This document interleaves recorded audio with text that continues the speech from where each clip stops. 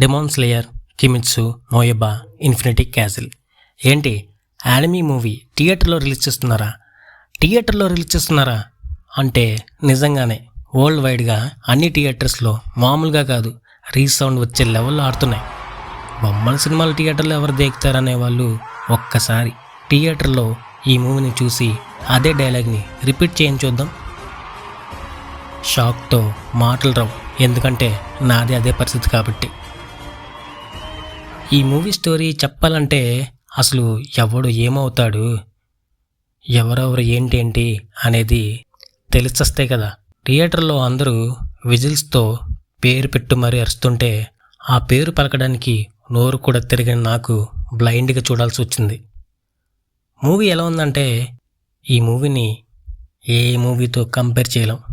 ఆ ఎలివేషన్స్ ఏంది, ఆ ఎమోషన్స్ ఏంది, ఆ యాక్షన్ సీక్వెన్సెస్ ఏంది ఇచ్చి పడేసిండ్రు.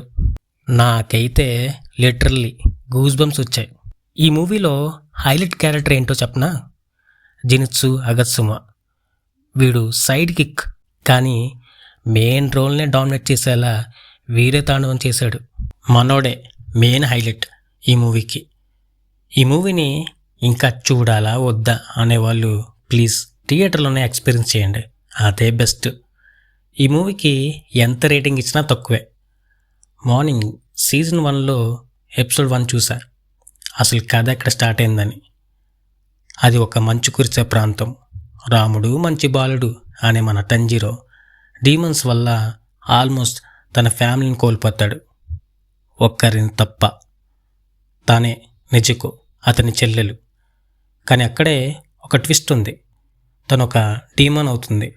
బట్ హ్యూమన్ ఎమోషన్స్ వల్ల సమ్టైమ్స్ నార్మల్ అవుతుంది, సమ్టైమ్స్ చీల్చి చెండాడుతుంది. సో ఈ సీజన్స్ కంప్లీట్ చేయడం మన వల్ల కాదు, కానీ ఆ సిరీస్ని ఫాలో అయ్యే ఫ్రెండ్ని అడిగి మినిమం డీటెయిల్స్ తెలుసుకొని చూడండి చాలు. బాబు యానిమీ లవర్స్ ఇన్ TFI మన ఛానల్పై కూడా ఒక లుక్ వేయండి.